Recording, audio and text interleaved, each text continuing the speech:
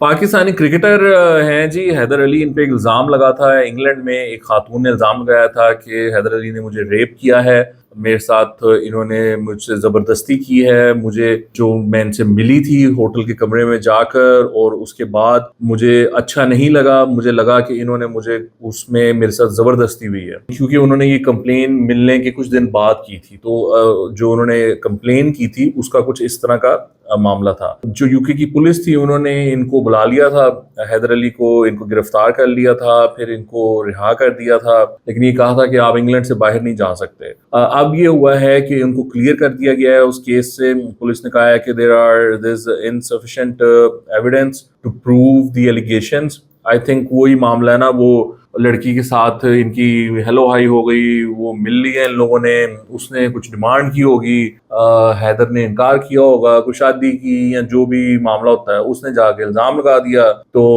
अब जाहिर बात है, मिले मिलाएंगे तो कुछ ना कुछ तो हुआ होगा।